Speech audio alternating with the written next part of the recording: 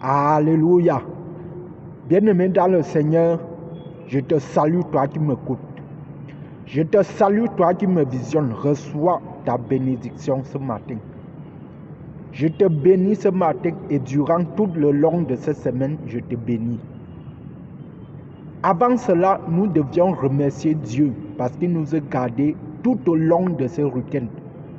Ce n'est pas par ta force ni par ta puissance que tu as la vie ce matin, mais c'est par l'Esprit de Dieu. C'est pourquoi nous devions lui remercier. C'est pourquoi nous devions l'adorer d'avoir fait les merveilles dans nos vies. Beaucoup sont morts pendant ce week-end. Beaucoup sont restés dans la maladie. Beaucoup sont en train de pleurer. Mais toi, tu es en joie. Tu as encore une respiration. Tu dois adorer ce Seigneur avec moi pour ce qu'il a fait dans ta vie durant ces jours. Pour ce qu'il a fait dans ta vie durant durant le temps où tu étais né jusqu'à aujourd'hui. Tu dois remercier le Seigneur. Bien-aimés dans le Seigneur, aujourd'hui, nous allons continuer à méditer sur nos 2 versets que nous avons commencé la semaine dernière.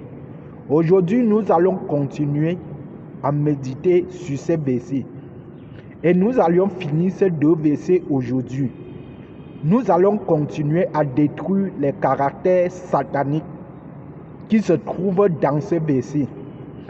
Et ce verset se trouve dans le livre de 2 Timothée. 2 Timothée 3, le premier verset et le deuxième verset. Nous allons continuer à le lire. Ouvre ta Bible dans 2 Timothée 3, le premier verset et le deuxième verset.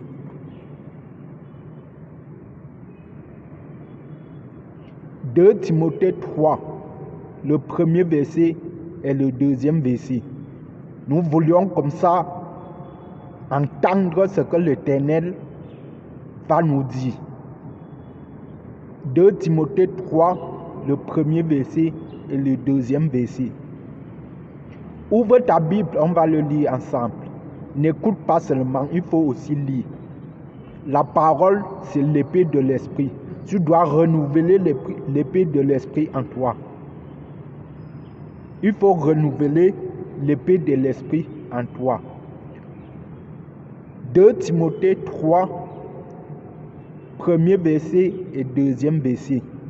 Il est écrit: sache que dans les derniers jours, il y aura des temps difficiles, car les hommes seront égoïstes, amis de l'argent, fanfarons, hautains, blasphémateurs, rebelles à leurs parents, ingrats, irreligieux. Alléluia. Relisons encore. Sache que dans les derniers jours, il y aura des temps difficiles, car les hommes seront égoïstes, amis de l'argent, fanfarons, hautains, blasphémateurs, rebelles à leurs parents, ingrats, irreligieux. Alléluia. Bien-aimés dans le Seigneur, comme je le disais tantôt, aujourd'hui, nous continuons à détruire la marque du diable dans nos vies. Aujourd'hui, nous continuons à mettre en confusion la marque du diable dans nos vies.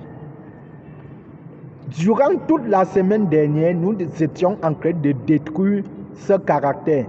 Et nous n'avions pas pu finir, comme j'avais dit, que nous pouvions prendre une semaine, voire plus, pour détruire ce caractère. Aujourd'hui, nous sommes à la 2e semaine de la destruction de ce caractère. Durant toute la semaine passée, nous avons détruit en nous le caractère de l'égoïsme dans nos vies. Nous avons détruit le caractère d'amour d'argent. Nous avons détruit entre autres le caractère fanfaron et hautain.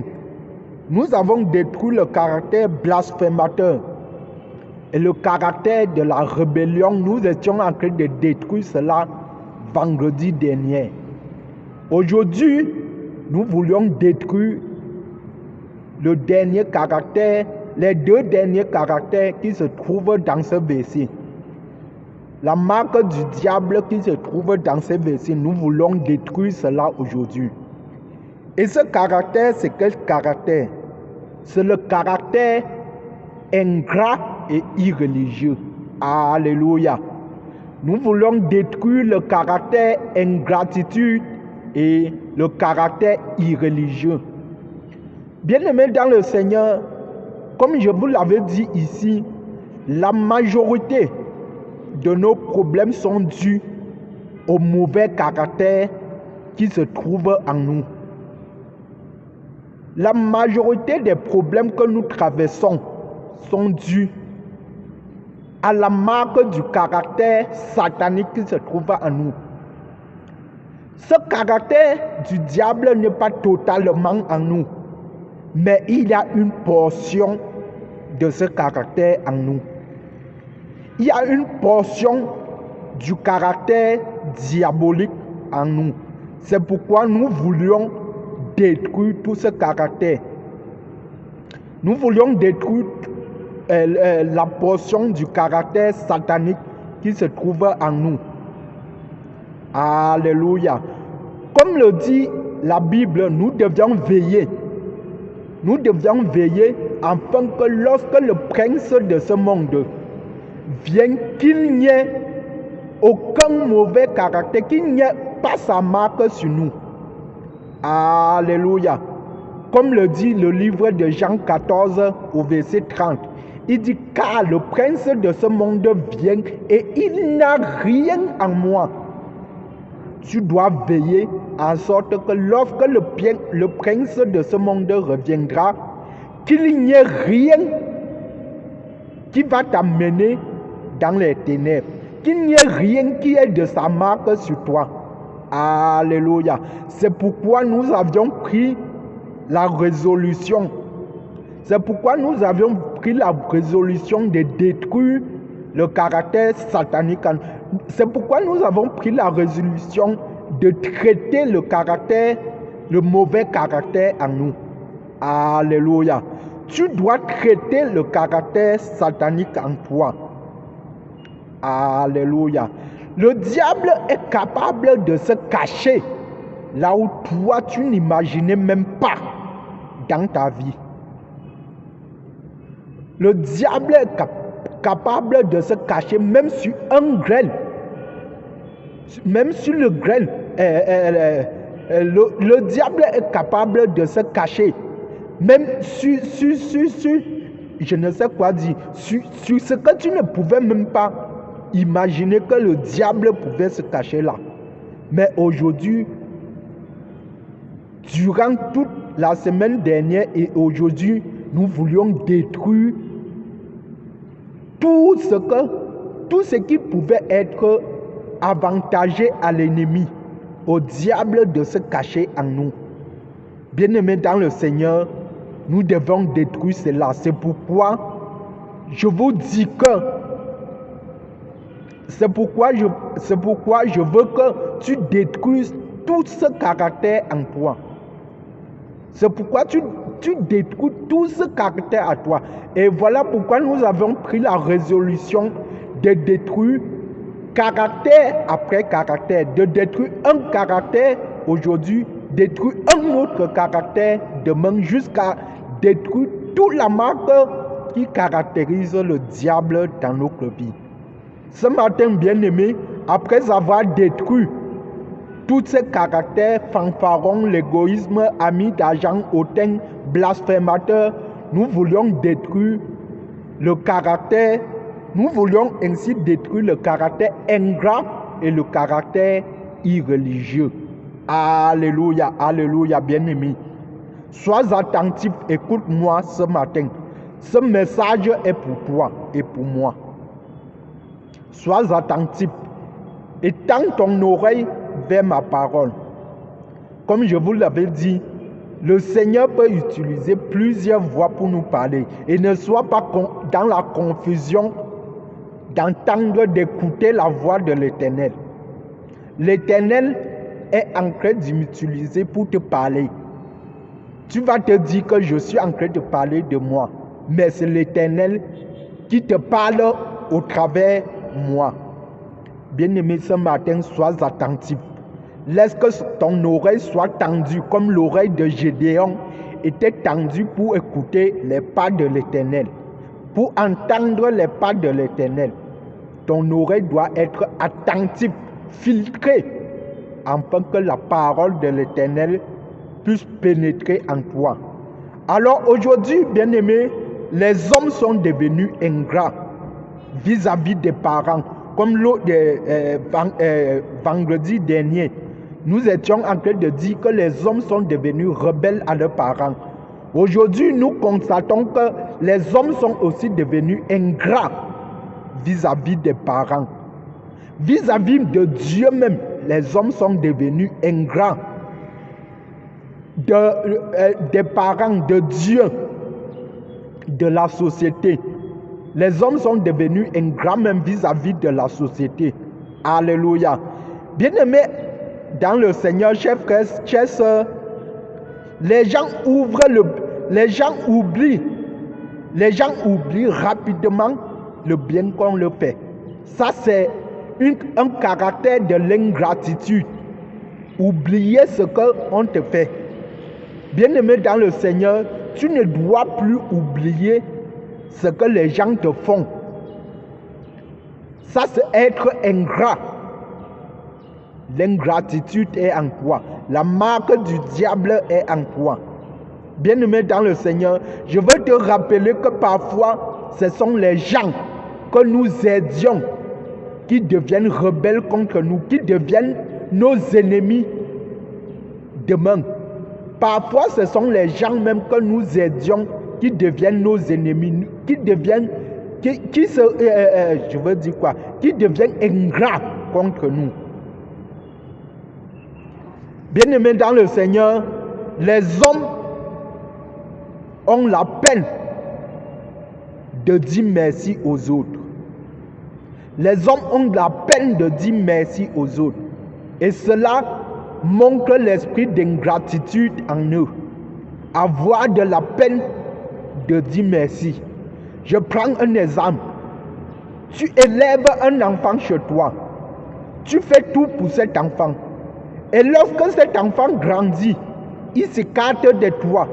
Il a même de la peine à t'appeler pour savoir comment tu vas. Il a de la peine à te remercier pour tout ce que tu as fait pour lui.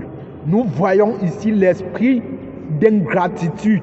Les hommes sont ingrats vis-à-vis des autres. Bien-aimés dans le Seigneur, là c'était l'ingratitude. Maintenant, nous voulions parler du caractère irréligieux. Alléluia. Nous voulions parler du caractère irréligieux. On va parler du caractère irréligieux. Le caractère irréligieux est comme l'épée à double tranchant.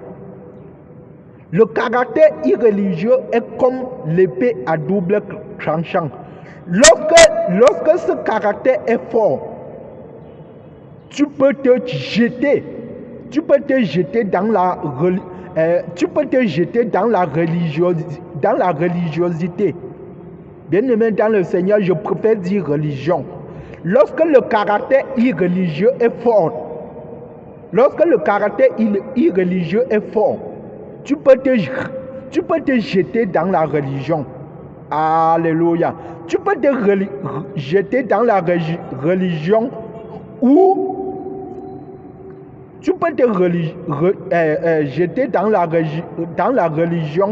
ou pour ceux qui sont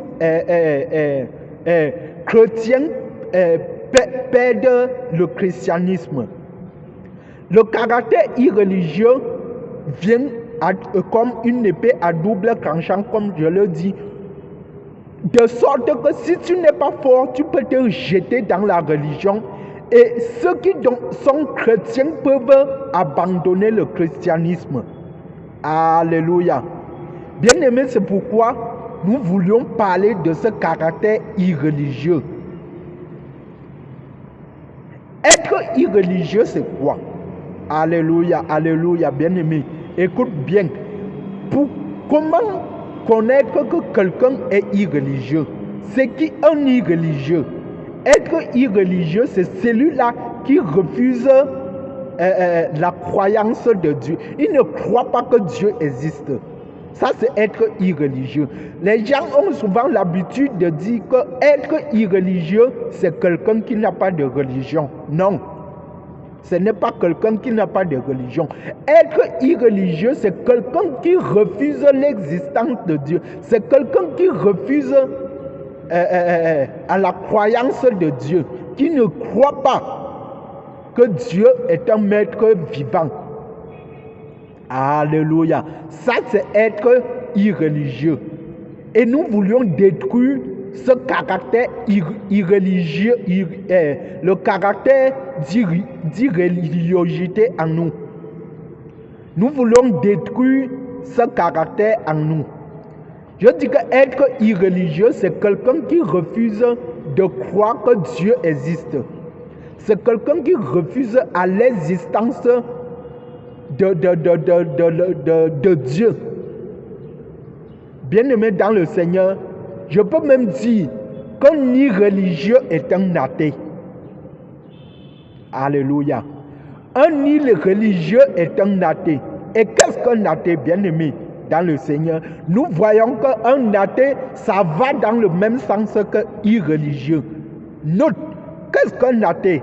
Un athée, c'est celui-là qui refuse l'existence. Il refuse catégoriquement l'existence de Dieu. C'est celui-là un athée. Donc, lorsque tu es un irreligieux, tu es un athée. Parce que tu refuses l'existence de Dieu. Tu refuses d'accepter que Dieu est vivant. Alléluia, alléluia. Bien-aimé dans le Seigneur, un athée, c'est celui-là qui refuse l'existence de Dieu. Une autre forme d'irréligiosité, c'est quoi? Une autre forme d'irréligiosité, ce sont les sceptiques. Oui, ce sont les sceptiques, ceux qui sont dans les sectes. C'est l'irréligiosité. Ils ne sont pas religieux, ils sont irréligieux, les sceptiques. Bien-aimés dans le Seigneur, ils n'acceptent pas la toute-puissance de Dieu. Les sceptiques, ils n'acceptent pas la toute-puissance de Dieu. Les athées, ils n'acceptent pas l'existence de Dieu. Et les sceptiques n'acceptent pas la toute-puissance de Dieu. Alléluia, alléluia. Les sceptiques n'acceptent pas la toute-puissance de Dieu. L'argument d'un athée pour se défendre de l'existence de Dieu, c'est quoi? Un athée va te dire que Dieu, si Dieu existait, pourquoi il y a tant d'injustice dans le monde? Voilà l'argument d'un athée. L'athée se dit que Dieu n'existe pas parce qu'il y a tant d'injustice dans le monde. Bien-aimé dans le Seigneur, si tu te bases sur cet argument pour juger Dieu, c'est que tu es un homme perdu. Si tu te bases sur les injustices de ce monde pour juger Dieu, c'est que tu es un homme perdu. Bien-aimé dans le Seigneur, ils vont te dire que l'homme est créé à partir du singe. Voilà ce que les athées vont te dire. Les athées vont te dire que l'homme vient du singe, l'homme ne vient pas de Dieu. Tu vas leur poser la question de savoir, avant que l'homme ne vienne du singe, le singe est venu par qui? Et qui est venu par le singe? Et entre autres, nous allons voir que derrière tout ça se cache une personne qui a fondé toutes ces choses. Et cette personne ne peut être que Dieu. Bien-aimés dans le Seigneur, nous voyons ici que les athées sont perdus. Les athées sont dans la perdition. L'homme est créé par le singe. Qui a créé le singe? Quoi et quoi a créé le singe? Nous voyons que derrière tout ça se cache quelqu'un qui a créé toutes ces choses. Et cette personne ne peut être que Dieu. Bien-aimés dans le Seigneur, le fait que Dieu soit invisible, le fait que Dieu ne soit invisible ne veut pas dire qu'il n'existe pas. Et c'est ce que les athées pensent, que le fait que Dieu soit invisible veut dire qu'il n'existe même pas. Bien-aimé dans le Seigneur, si tu veux te baser sur la visibilité des choses pour dire que Dieu existe ou pas, c'est que tu vas beaucoup te perdre. Tu vas beaucoup te perdre parce que Dieu, il y a beaucoup de choses invisibles que Dieu a créées que les choses visibles. Donc si tu veux te baser sur la visibilité des choses de Dieu pour lui juger, c'est que tu vas beaucoup te perdre. Bien-aimé dans le Seigneur, est-ce que toi-même, tu vois ton esprit? Ton esprit est invisible. Est-ce que toi-même, tu vois cet esprit? Alléluia, alléluia. Est-ce que tu vois ton esprit? Laissons même l'esprit. On parle du cœur. Est-ce que tu vois ton cœur? Mais on va te dire qu'il y a quelque chose qui bat là. On appelle ça le cœur. Est-ce que tu as déjà fendu ton ventre pour voir ton cœur? Le cœur est invisible, mais tu crois quand même qu'il y a quelque chose en toi qu'on appelle le cœur. Pourquoi ne pas croire à ce Dieu qui est invisible? Tu dis que parce qu'il est invisible, il n'existe pas. Pourquoi ton cœur est invisible à tes yeux, mais tu crois quand même que ton cœur, tu as quelque chose là qu'on appelle le cœur? Bien-aimé, c'est pour te dire qu'on ne juge plus Dieu par son invisibilité. Si tu veux lui juger à travers son invisibilité, c'est que tu vas beaucoup te perdre, bien-aimé. Tu as déjà vu ton cœur? C'est la question que je te pose. Si tu veux croire aux choses qui sont visibles, est-ce que tu as déjà vu ton cœur pour croire que tu as ton cœur? Tu n'as pas encore vu ton cœur, mais tu crois que tu as un cœur. Crois aussi qu'il y a un Dieu qui existe, même comme tu ne le vois pas. C'est ce que moi je veux te dire ce matin. Bien-aimé dans le Seigneur, parmi tous ceux qui m'écoutent ce matin, je ne pense pas qu'il y ait parmi vous qui m'écoutent un athée. Parce que s'il y avait un athée, il n'aurait pas dû m'écouter ce matin. Parce que celui qui est un athée, celui qui est un irréligieux, n'aurait même pas la peine de prendre son temps pour m'écouter ce matin. Je ne pense pas que tu es un athée. Je ne pense pas que tu es une personne irréligieuse. Alléluia, alléluia, bien-aimé dans le Seigneur. En effet, le message que j'étais en train de te passer, c'était pour t'édifier. C'était pour t'édifier, le message que j'étais en train de te passer. Maintenant, bien-aimé, ce qui va te concerner, ce qui te concerne, se manifeste en toi par l'incrédulité. Alléluia, alléluia. Ce qui te concerne ce matin, c'est l'incrédulité. Cela te concerne, toi qui m'écoutes. Toi qui me regardes ce matin, cela te concerne, l'incrédulité. Bien-aimé dans le Seigneur, le fait de douter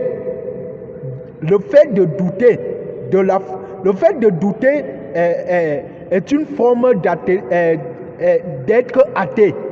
C'est une forme d'être irréligieux. Le fait que tu doutes même à l'existence de Dieu. Le fait que tu doutes au miracle de Dieu fait de toi déjà une portion d'être irréligieux. Quand tu doutes déjà, quand tu as déjà le doute en toi, là tu as déjà une portion d'irréligiosité en toi. Tu es déjà à moitié un athée. Le fait de douter seulement de l'existence de Dieu. Bien-aimé dans le Seigneur, le fait d'être irréligieux ici, c'est s'opposer à la doctrine de Dieu. C'est opposer à la toute-puissance de la doctrine de Dieu. Si tu t'opposes à la doctrine de Dieu, c'est que tu es irréligieux. C'est que tu as encore la marque du diable dans ta vie. C'est pourquoi nous ne devions même pas avoir une petite pensée du doute en nous. Alléluia, alléluia. Bien-aimés dans le Seigneur, c'est pourquoi aujourd'hui, nous avons fini de méditer nos 2 versets qui sont dans le livre de 2 Timothée 3. Le premier verset et le deuxième verset. Ces caractères sataniques ont été totalement ôtés de nos vies. Crois cela avec tout ton cœur, que tout caractère qui était mentionné dans ce verset de 2 Timothée 3 ont été détruits dans ta vie. Bien-aimé dans le Seigneur, crois cela dans ton cœur. Et reste toujours dans la destruction de ce caractère. Reste toujours dans la destruction de ce caractère. Parce que je te dis que le diable est capable de se cacher là où toi, tu ne peux pas imaginer. Il est capable de te cacher. Tu te dis que ce caractère a été ôté. Mais ce caractère se cachait dans une partie de ton corps. Tu dois détruire régulièrement ce caractère en toi. Afin que lorsque le prince de ce monde vienne, qu'il n'y ait aucun pouvoir en toi.